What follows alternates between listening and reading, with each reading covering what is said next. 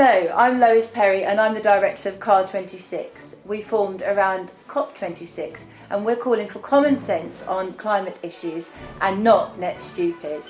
So if you're sick of energy green fanatics causing problems in Europe and pushing your energy bills up to potentially £3,000 a year, then join us and beat the drum for common sense, because it will come, but we will need to fight for it. Tonight I am interviewing the inimitable James Delingpole, the writer, blogger, podcaster and general troublemaker, and that's all just in one person. The thing that James writes the most about is climate issues, and that's the thing that concerns us and should concern you too. So without beating around the bush, let's get this party started, as Boris Johnson very recently famously said. James, absolutely delighted to be here. Some of our viewers may know you, some may not. Some see you as a genius, others as a crackpot. I hope you don't mind me saying that. I'm totally used to it. We can't trust Wikipedia, so could you tell me a little bit about yourself and who you are? And, yeah. Well, I suppose for the purposes of this chat, my main claim to fame is that I was the journalist who helped break the Climategate scandal. And I'd been following environmental issues for quite some time before that, from a sceptical perspective. I mean, look, my base position is this. I love nature. I love swimming in rivers. I love walks in beautiful unspoilt countryside. So I like wildlife. I like flowers. So I've got nothing against the natural environment. I very much do have a problem with people destroying the environment in the name of saving it, which is the essence of the green movement. It professes to be doing one thing, and actually it does the exact opposite. And I'm also a believer in things like prosperity, that you know, if you earn your money, that you should be able to spend it on things you want to spend it on, rather than on artificially inflated energy prices, which have been created by government action designed to discourage you from, using efficient forms of fuel and instead using inefficient forms of energy like bat chomping, bird slicing, eco-tourism. See how early I managed to get the bat chomping, bird slicing. No, I know, that's quite impressive. And the two books that you've written, Watermelons, How Environmentalists Are Killing the Planet, Destroying the Economy and Stealing Your Children's Future, and also the little green book of eco-fascism, don't leave a tremendous amount to the imagination as to what you think, I'm completely hardcore on this. I was once censured by the Australian Press Commission, I think it was. Oh no, not the paedophile comment. I said that basically wind farm entrepreneurs, well, they're not, they're rent-seeking scumbags, are as bad as paedophiles. And actually, do you know what? I didn't say that. I was quoting an Australian sheep farmer who said that. He said something like, "They're next to paedophiles, in my view, mate." So I quoted him, and I was censored by the Australian Press Commission for doing that. But I do pretty much believe that wind turbines are a monstrous evil, and anyone involved in them is going to burn in hell. Okay, so playing devil's advocate, I'm going to have to do this, I'm afraid. Really? Journalistic integrity and all of that, even though I'm not actually a journalist. But what is wrong with saving the planet from climate change that the UN says is caused by humans? There would be nothing wrong with saving the planet from climate change if climate change were a threat. Right. But it ain't. Okay. I mean, that was one of the things that... So, you asked me to introduce myself. I wrote this book called Watermelons. You've kindly mentioned it. Clues in the name. Yeah. And I set out to answer the question, well, two questions. First of all, is there a climate emergency? Is the litany of climate woes that are constantly quoted in the newspapers and so on, is it real or is it a fabrication? And secondly, and almost more interestingly, because the answer to that is no to the first one, very, very easily, all this stuff is made up, why would they do this? Why would they lie to us? Why would I was about to say, why would politicians lie to us? We know why, because when they open their mouths, it's what they do. But the sort of the trusted authority figures, why would they be lying to us? So why would the scientists be lying to us? Why would academics be lying to us? Why would David Attenborough? The sainted lovely, David Attenborough. sainted, dear, Sir whispery-voiced, gorilla-hugging Malthusian. Why would he be lying to us? And I fairly quickly discovered that environmentalism has nothing to do with saving the environment. It's got nothing to do with. It's political and it's financial and it's ideological. It's those three things. All of the above. Yeah, all of the above. So for some, it's a hair-shirt religion. There's a certain type of person who thinks a sort of self-hating person, who thinks that mankind is a they'd probably say humankind because they'd be politically correct. How boring. That we are a cancer on the planet. So this is the sort of ecological movement. The whole the human hating. Ecology in itself is an anti-human social science. Alex Epstein talks about that, doesn't he? It's not a science, it's a social science, and it's political, it's not scientific. Okay. So there's the ideological one, then there's the financial one. You can, even now I think, you can get massive returns from having wind turbines on your land or investing in wind turbines, because you've got these guaranteed government subsidies. It's not like investing in something where, what wheat prices say, where the wheat price might go up or down. Where there might be some risk. Yeah, there's exactly. Yeah. It's a risk-free. Yeah, was it Warren Buffett that said that there's no way that he would invest? Well done. He said that the wind turbines make no sense without the subsidies. Yeah. But and he'd know, wouldn't he? He would know. Okay, I'm going to play devil's advocate again. Right, so what's wrong if there were no subsidies in actually using the free energy from wind turbines, solar farms, etc., etc.? Because it's not free. Okay. It's not free environmentally because of the tremendous costs of manufacturing. I'm talking about the environmental costs and, of course, the financial costs of manufacturing wind turbines. So you've got the fact that they are erected on these concrete bases, the size of swimming pools. Yeah. Now that's never going to get removed. You're not going to, after the wind turbines get decommissioned, no one's going to go there with a pneumatic drill and drill this Olympic pool-sized chunk of concrete in the land. So that land is worthless. That stretch of land.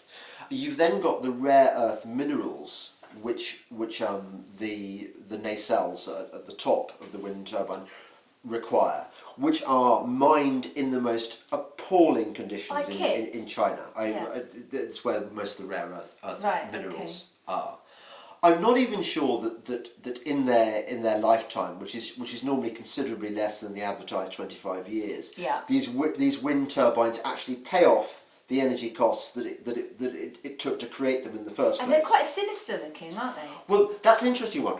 Some people say, and I think this is the most pathetic argument for wind turbines, I think they're quite beautiful. And I make this point... That's someone who hasn't got a view, obviously. Exactly. Yeah. I made this point in my book. I said, look, it may be that some people think an enormous metal-framed penis with stained glass in it would look really good on hillsides, but that's not necessarily that says more about their taste than it does about the need to actually have these stained glass penises. Yeah. I've never really wanted to have a stained glass penis in my garden. I'd actually rather have a stained glass penis on the horizon than a wind turbine. They're so ugly.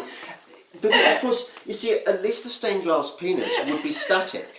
Whereas the blades generate low frequency noise. Yes, they do. And low frequency noise is really damaging to your health. About 10 years ago, I went to Australia, and I saw at first hand the damage that wind turbines, really industrial, huge ones. What do they do? The low frequency noise affects some people. It can stop them sleeping at night. Right. Okay. It affects their heart. I mean, I met people who'd been driven out of their homes. Really? Because they live within 10 miles of a wind farm. So you've got the physical damage they do. They terrify horses and wildlife. They cause shadow flicker. Shadow flicker. If you live in the lee of a wind turbine. Sounds like a horse's name, though, doesn't it? What Shadow flicker. Yeah, like Shadowfax was Gandalf's horse in Yeah, that's where I've got it from. Yeah, okay. You had the top trump, so in Shadowfax he got lots of points. So you get the shadow flicker. You get the fact that these things only work when the wind is not too blowy, because if it's too blowy, they have to be turned off. Yeah. If there's not enough wind, they don't work. And weirdly enough, the times of the year when they're most needed on really hot days for air conditioning, or really cold days in the depths of winter for warmth, there tends to be no wind around. No. It's so in every respect. Or the snow might clog them up or something. Well, I mean, that's another you've thing seen that that. happens. When and if it's too windy, they blow them over. We've seen that as well. So in every respect, they are. And okay, so onshore wind turbines. I mean, it may have changed slightly, but not much. Onshore wind turbine is about double the cost of like fossil fuel energy, like gas. Minimum. Offshore wind is 3 times, and no one's done any research or any honest research into the lifetime, the length that these wind turbines are going to stay up offshore, because you've got, when they're out at sea, you've got things like the salt, you've got the... I wonder if Prince Charles has. Well, Prince Charles, who used to be, there was a brief period where he was anti-wind turbines, but I think probably his mind's been concentrated by the fact that he benefits, I think, financially. £200 million, something like that? Yeah. It's, that would focus the mind. It would focus the mind, wouldn't it? When you've got, you've got to pay your valet to put your toothpaste on the toothbrush and give you a variety of boiled eggs. So that don't come cheap, does it? Spike Milligan sleeping in your bath. But moving on, you are quoted as saying, and I paraphrase, with regards to the climate scandal, that where the emails were hacked and leaked from the climate scientists at the University of East Anglia, which you exposed, that it changed everything and absolutely nothing at the same time. Could you tell me, or tell our viewers, a little bit more about what happened, but also about what you meant by that it changed nothing and everything? Yeah. What did you mean? Okay, so Climategate was a leak of emails exchanged between the scientists, if that's not too grand a word for them, at the very, very heart of what you might call the climate industrial complex. Okay. So these are the guys who help produce the scaremongering reports for the Intergovernmental Panel on Climate Change, the IPCC. They're the ones whose reports inform the policy decided at the Conference of the Parties, COP. Right. Like COP26 we just had in Glasgow. I was there. I got thrown out. Oh. I just couldn't. I couldn't face going there. But so these are the scientists at the very heart of the global warming industry. They produce the graphs showing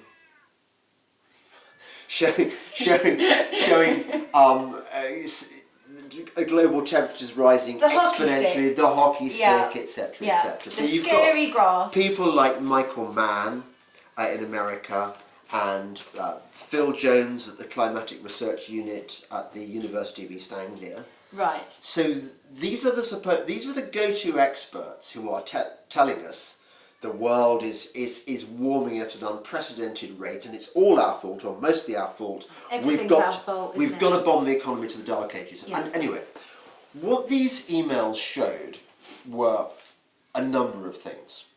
One, they showed that the scientists were much less certain about the threat of global warming than they made out in their papers. Okay. Number two, it showed them playing very fast and loose with the evidence, torturing the data till it screams, in order to make their political point. In other words, they were not engaging in science, they were engaging in politics. Right. it also showed a number of other things, and this is actually quite familiar from the so-called COVID scare, which I think was climate change was a dry run for the pandemic. They made sure that any sceptical voices were shut down. So for example, if you wanted to publish an article, a peer-reviewed study, sceptical of the climate change scare narrative, in all likelihood you weren't going to get published because they captured all the publications that would enable you to publish your stuff. Democracy in action. Yeah. So there's no free speech, which of course the essence of science is that it is uncertain and that it is science is a process. It's not a state. It's not a sort of solid state. Yeah. Like we learn stuff all the time. And it's objective, not subjective. And well, you'd hope so, wouldn't you? Well, you really would hope so. I mean, okay, maybe English literature as a subject is subjective, but you would really hope that science is objective. In your interview with Hitchens, you talked about it having gone through a postmodernistic phase. Yes. And that how unbelievable that science would... surely the very nature of science is that it should not be going through any kind of phase. It's either is or it's not. It's extraordinary. I mean, I'm not sure that postmodernism in itself was a very good thing. You think about what it did to classical music. It went from going nice sounding melodic to horrible screechy Schoenberg and stuff. Right. And you think about what it did to literature. I mean, okay, I quite enjoyed reading Ulysses by James Joyce, but at the same time, I'm not sure that postmodernism is my favourite thing. Okay. But to have it happen to science, it's called post-normal science. Okay. And the notion of post-normal science is essentially this, that maybe sometimes science shouldn't be objective, because maybe the goal of science should be such that it enables politicians to create policy which is good for us. And you're thinking, well, in their opinion. hang on a second.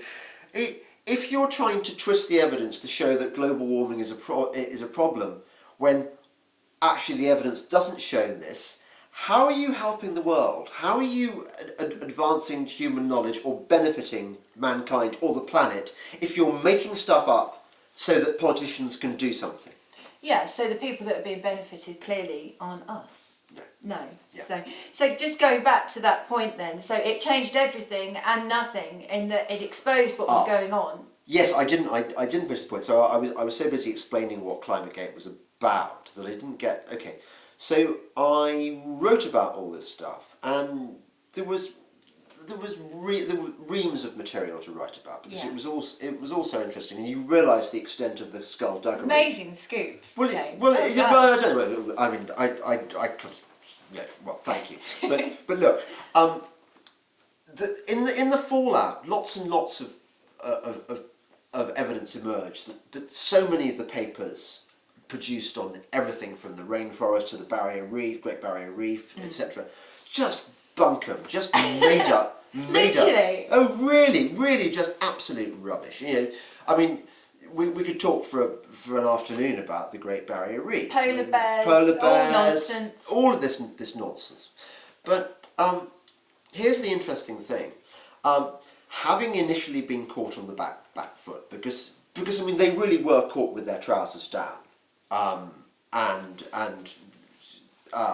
it was an ugly thing, but they very quickly recovered.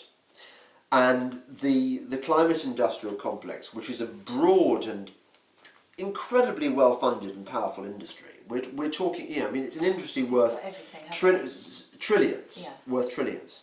And they can call on people like Prince Charles.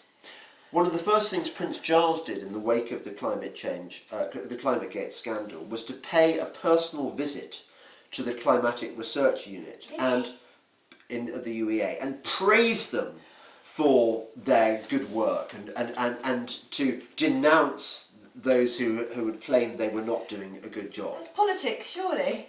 So Prince Charles, you had, I think, 3 inquiries into Climategate, all of which found weirdly enough. The scientists had done nothing wrong. No way. One of them was so stuffed with people sort of involved with the climate industrial complex. It was described as like putting Dracula in charge of the blood bank. It was so corrupt. But as far as the mainstream media, having initially covered the story quite well, and about this area, so you had Christopher Booker writing for Paul Dacre, who was then editing the Mail, was a fan of Booker's and quite agreed with what he was doing. So Booker would get articles in the Mail. David Rose would get articles in the Mail on Sunday, again from a sceptical perspective. Booker also had his column in the Sunday Telegraph, again sceptical. I would get the occasional piece in the newspaper and in the Spectator at the time. More than the occasional piece. Well, okay.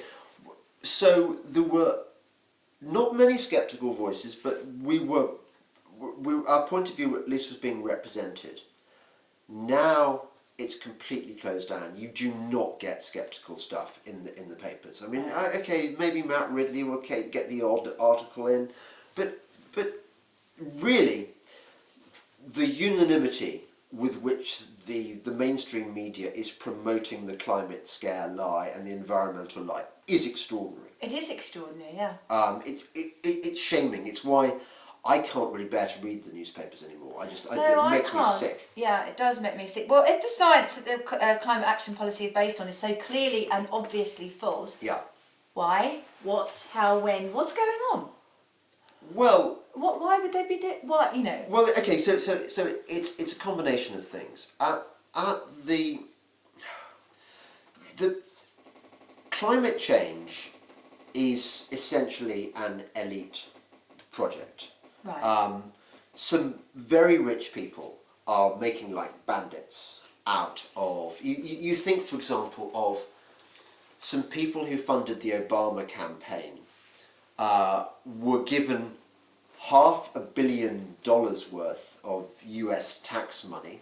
Wow.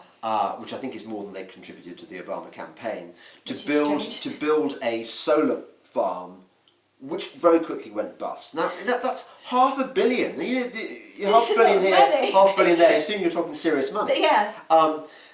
That's just one example. You look at how Al Gore, for example, has enriched himself. You mentioned Warren Buffett. I'm sure Charlie Munger. I'm sure they've got very, very rich. So the elites are very invested in wind turbine because it's money for old rope. You've then got the slightly more sinister element, which is technocracy. Yeah. Technocracy is something that the World Economic Forum is very much involved in. That David Rockefeller has been pushing it. I mean, he's dead now, but that was. You sure? Thankfully, David Rockefeller and Zbigniew Brzezinski were both sort of the godfathers of the new technocracy movement. Okay. And one of the aims of technocracy is to replace financial-based assets, currency, with using energy as the driving commodity of the global economy.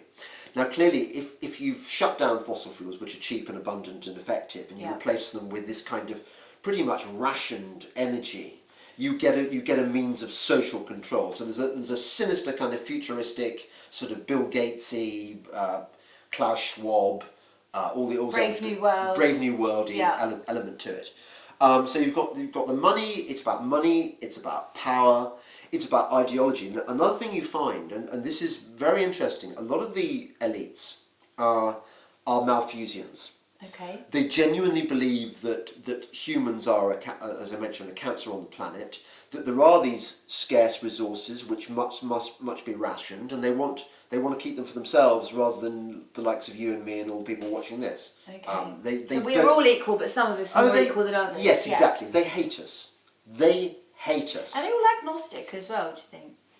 No, they're not. They're worse than agnostics. Oh, okay. They're batting for the. Oh, they're on the other team. Oh, totally. Yeah. Okay. Well, Yeah. I don't know if we elaborate on that particular. Well, it's a distraction which happens to be true. Okay. Yeah. Okay. Talking about something that you said about COVID, you said, I've heard you saying that COVID was a dry run for climate. Now, there's two elements to that. So, do you mean from a social control perspective, or do you mean in terms of using absolutely mad figures which have no basis on reality, like the modelling and things like that? Because with COVID, they showed, didn't they, that they couldn't even tell 2-3 weeks in the future, and then they're telling us what's going to be happening in 10 years with the climate. Lois, you've done my job for me there by stopping me having to remember something. Yeah, absolutely. So you think of what it was that launched the whole COVID scare. It was Neil Ferguson's completely outrageous and totally wrong-headed prediction, or it wasn't, it was a computer-modelled projection. Yeah. Because the computer models can't make predictions. I mean, only fortune tellers make predictions, and Cassandra makes predictions. But no, Neil Ferguson claimed that if we did nothing about COVID, 500,000 people were going to die. And not only did that projection inform UK policy, but it was also taken up by the Americans and enthusiastically and used to justify it justified the lockdowns, everything. It was bunkum. Yeah. You're talking about a guy who had been getting his predictions or projections wrong since the 2001, I think it was, foot and mouth crisis. Was he the guy that fed his kid? No, that was Gummer. Oh, that was Gummer. Gummer, who was also part of the problem. Gummer is another climate wronger. Anyway, so Ferguson consistently wrong, as computer models are, because there are so many different factors that they have to feed in. That if you miss one of the factors, it can skew your projections. You can also you're only as good as the actual algorithms, which is one of the things that was demonstrated by the hockey stick thing.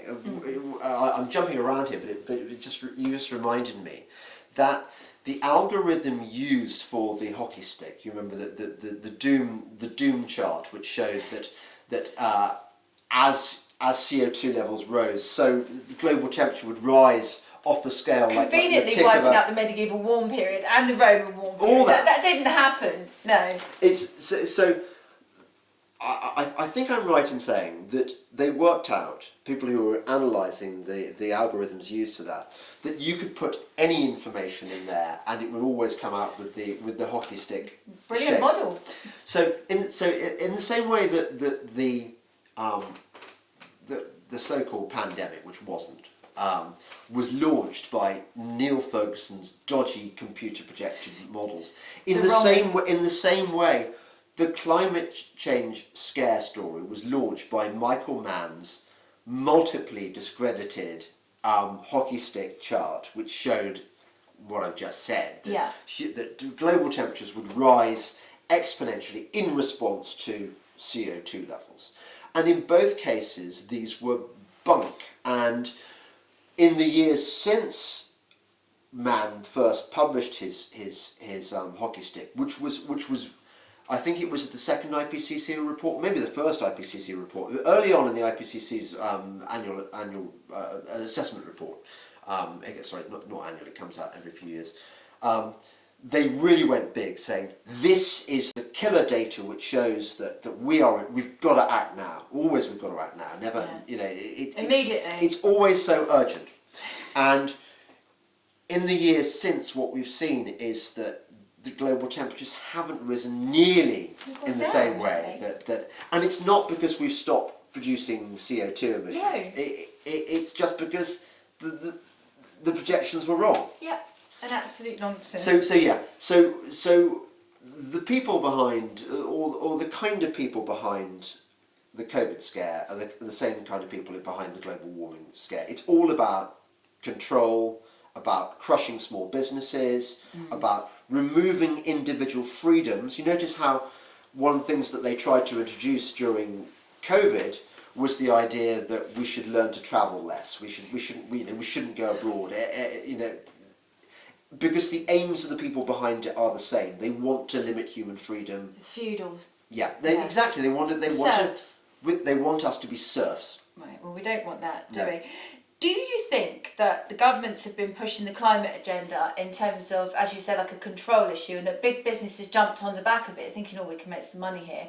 Or do you think that it's the other way round, i.e. big business is pushing this and the governments are thinking, oh, you know, this is great, we can use this to have more control over our citizens, subjects, whatever? Which way round? I think it's a bit of a bit of both. Right, okay. I mean, it clearly suits the interests of big business to jump on the climate change bandwagon, because what climate change does is it creates layers of bureaucracy and costs which big corporations can wear. They can all have their sustainability officers and stuff, but if you're a small business, small family-run business, you can't really afford a sustainability officer, and it just doesn't work. So big business loves regulation, and that's another part of it. And also, big business can often offshore their operations in countries where the climate costs are lower. Yeah. So they can shift their tax base around and their costs. Exactly. Yeah. So they're not subject to the problems that people in a single jurisdiction might be. Right, okay. So it's big business and it's government. Yeah. Okay. Yeah, it's an unholy alliance of big business, big tech, big green. Satan. They all Satan. Oh God, Satan loves global warming. He's really loves the right idea of global warming. He's really into it. Yeah. Does he? Yeah. Oh, right. Well, okay. Also, we don't like Satan. No, you know why? So... Well, you know why Satan loves it as well? Why? Tell me. Because it's the new religion.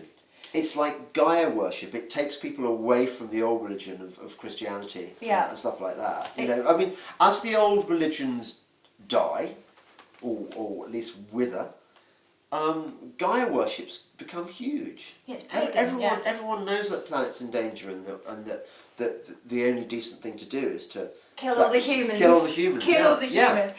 In Watermelons, you say, and I quote, and I'm going to have to read this, I'm sorry, because I haven't memorised it.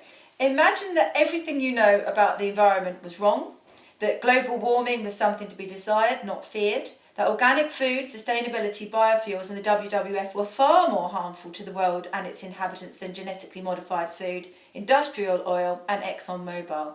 Imagine if it didn't matter how big your carbon footprint was. If this is true, I think we've covered this, to be honest, but why are they lying? Who are they? Yeah. And is the clue in the name of your book, Watermelons? Green on the outside, red on the inside? Yeah. I mean, my only problem with my own title is that it's not as simple as they're all communists at heart. No, because it could be either us. Because they're fascists as well. It's the same difference. I think fascism and communism are really the same. It doesn't make any difference if you're living under it, what the ideology is, do it? Exactly. And also Hayek, in The Road to Serfdom, really thought there was no distinction between Nazism and communism. He just called it collectivism because they're the same. You know, it's authoritarianism, and it's interesting. I think that the Green movement is as dangerous as Nazism and communism were, but in a way it's more dangerous because it's more insidious, because you don't see these armies, you don't see jackboots, you don't see people being carted off to death camps. You just see windmills. But it's infiltrated our culture and done widespread damage while persuading people, oh yeah, I'm saving polar bears. Well, it's like saving the NHS by not using it, and so wiping out whole groups of vulnerable people because you've taken away their healthcare while everyone's outside clapping to save the NHS. What about people? That's not putting people first. It's anti... I think anyone who believes in... It's interesting, I said at the beginning about how much I love nature, and one of the reasons I get so angry, although try not to show it too much because anger is unattractive, and it's what Greta does, isn't it? And it's what that those various the saint, Greenpeace. They've got a lot of rage in them. I think those of us on the sceptical argument have a much better reason to be angry.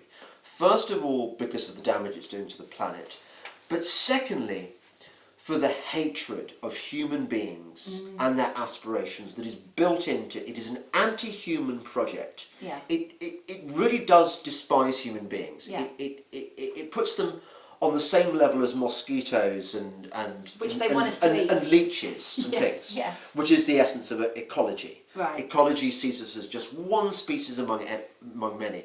I believe, as a Christian, that God made man in his image, that we are better than the mosquitoes. Yeah. And also, I'm afraid to say, it says in Psalm 8 that God gave man dominion Yes, it does. over the animal kingdom. You know, And we the look fowls after of the them. air and the fishes of the sea, and whatsoever walketh through the paths of the seas. Absolutely, well done. That's Yeah. very good.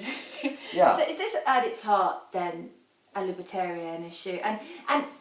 And is it also to do with the countryside? We talked a little bit about that. There's two things here. So is it a libertarian issue? I think from what we've said already, the answer is 100% yes. Isn't Well, it? do you know what? I think if we start labelling it by a kind of a particular political philosophy, we're in danger of writing off all those potential allies out there. But who could be anti-libertarian? I mean, Well, lots of people. Well, I know, but I mean, No, I think it's more. It's a pro-human philosophy. If you believe that humans are a good thing, not a bad thing, and I think you ought to, unless you're a psychopath, yeah, then you ought to be on the side of at least questioning what the environmental movement mind is doing, open. and supporting measures designed to bring people's energy bills down. I mean, you think about the old people who are dying in energy poverty and they can't afford to heat their homes in winter. You think about what people could do with the money that they're currently squandering on artificially inflating energy, which is going into the pockets of the rich. Not just the rich, the super rich. Yeah. It's not like it's going to help people who need it. It's going into the pockets of greedheads. And we've got a government which supposedly is talking about the red wall and about levelling up. Is that the phrase they're using? Yeah, levelling up. Levelling up. They profess to care about ordinary people, and actually they are pursuing policies which make people poorer and less free. Yeah. Well, that's wrong. Absolutely wrong. And I think as well, there is a push towards individuals, well, the smaller amount of humans that are allowed to remain living in the city as well. I mean, because all of these measures are so anti-countryside. You see, you're talking there about the sustainability agenda. Yeah, you don't like that word, do you? Well, I don't, because people have You been... said you have to shoot people. People have been, when you hear sustainability, reach for your Browning. Although I think it was Goebbels or Goering who said that. So I'm not trying to show sympathy for the Nazis here. No, please don't. But funnily, we mentioned the Nazis. The Nazis were huge on renewable energy. Were they? Well, that's a good enough reason not to like it. Himmler wanted to feed the SS on organic food. Hitler, as we know, was massively into vegetarianism, and the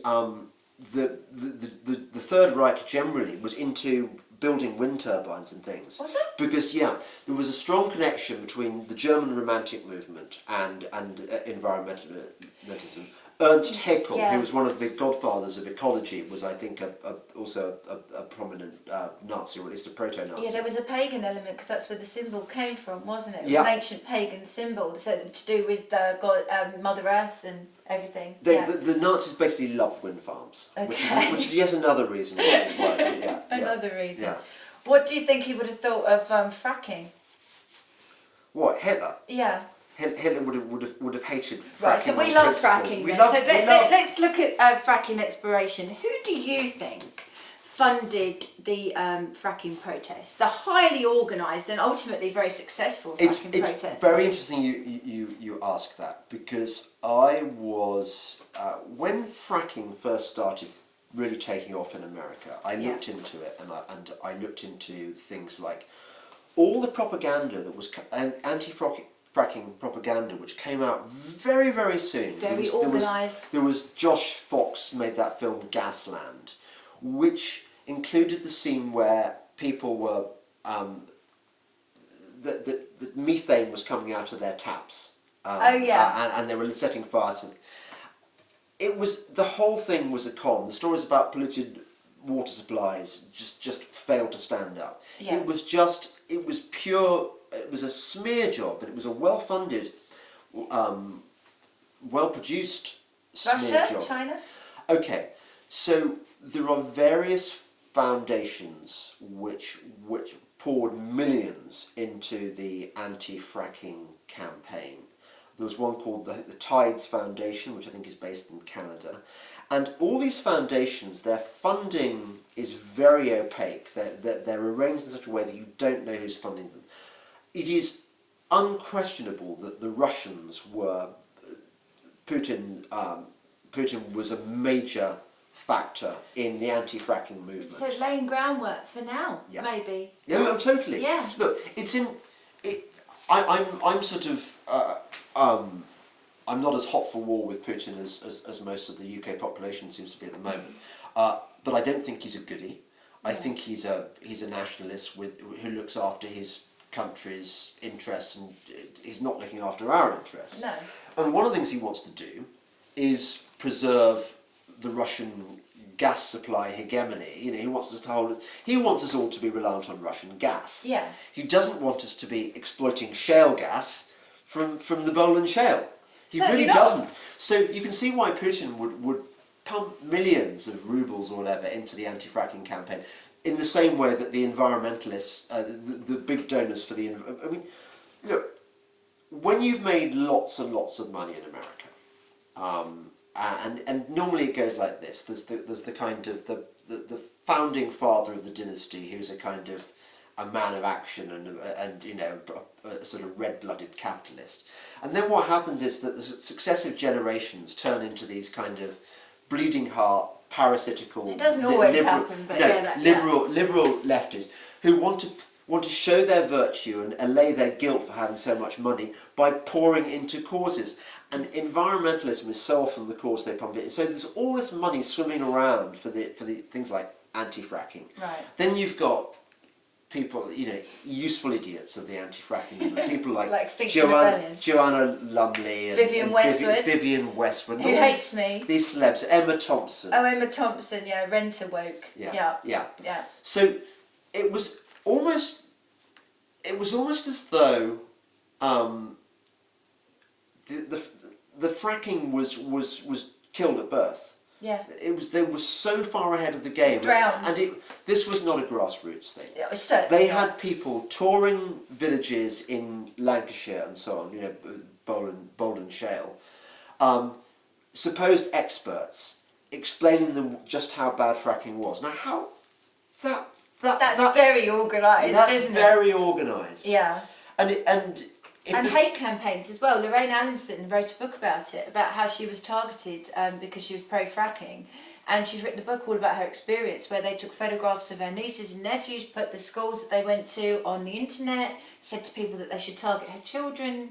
Yeah. So it was pretty nasty. It's how they roll. What would you think about there's so much money involved? That it's in their interest to threaten people, to destroy their lives, to destroy businesses, to co-opt government ministers, to deprive people of cheap energy. Why have we been complicit in it then? Why have we allowed our policies to lead, almost deliberately helping Putin and people like that, to the point where we're now about to go into war because of energy? That's very easy. Okay. Because our governments have no power anymore. We're already in the era of global governance. We're already living in the New World Order. Really? So many of our regulations now are decided at a supranational level by organisations like the United Nations. Agenda 2030 is their version of it. By organisations like the World Economic Forum, which has got so many powerful movers and shakers. I mean, it's got many of the rich and powerful people in the world, and most of the big corporations on board. And prime ministers and presidents. Absolutely. And we look at events like COP26, and we see some very, very boring people, many of whom we've not heard of, negotiating late into the night these new treaties, which seem to be wearing masks, which seem to be of no relevance to us. Yet, unfortunately, this is the stuff that ends up dictating government policy. So, for example, Kwasi Kwarteng, is the business minister or something like that. He's the guy saying we can't frack. We're not going to revive our fracking industry. Frack off. It's already been decided.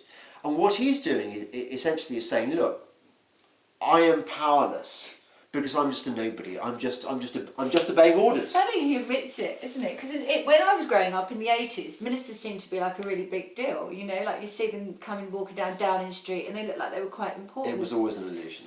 Was it? Oh no, that's ruined it. I think it was always an illusion. Right, okay. But it's just become more obvious now. That's the sad thing about getting older. All your illusions, the delusions. Well, yeah, but it's called wisdom.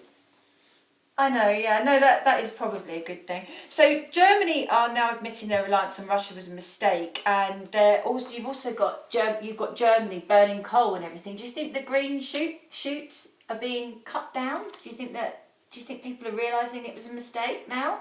It would be really nice to think that realpolitik, or just reality, would dictate that governments have to perform a U-turn from their green policy. But I think that the people behind this have set the controls for the heart of the sun. They're on a suicide mission. Okay. And I think that we are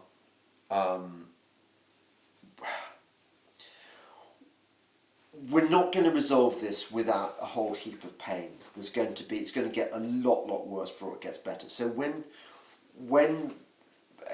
British energy users find that their bills have doubled or trebled, and that they can't afford to heat their homes, and that they can't even drive their own cars anymore because the government's introduced these new regulations whereby they can't use diesel or petrol, they can only use electric cars that they can't afford, and they haven't got charging points. And you can't put the heating on, and wait a second. Charge your phone. The cost of electricity. Yeah. How does that work? If the electricity price is rocketing, we worry about petrol at the moment being £1.50 a litre. Yeah, we're going to go up to £2. It's going to be up to £2 a litre. It's going to be more.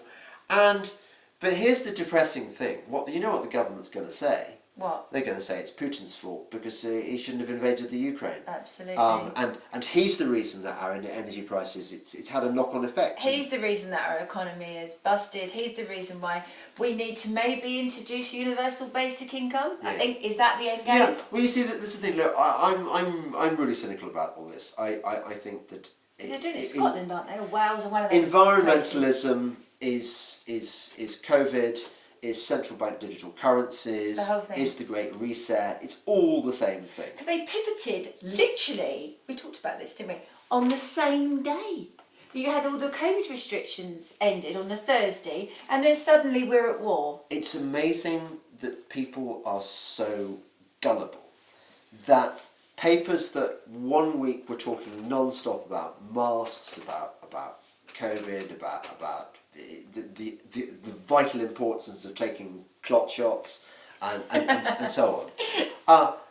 The next week, they're just talking about, here's a picture of a pretty girl in combat fatigues in the trenches about to repel. Cheekbones. Why have you got such good cheekbones? I'm getting cheekbone envy watching this Ukraine They're really stuff. hot. And here's a picture with a woman with blood on her face. And Seven different shots of her, actually. 7 different shots. In different poses. And amazingly, she was feeling so good after having been blown up that she decided to pose for the world's media. So I'm not in any way diminishing what's going on in the Ukraine. Please don't think that I am. Why?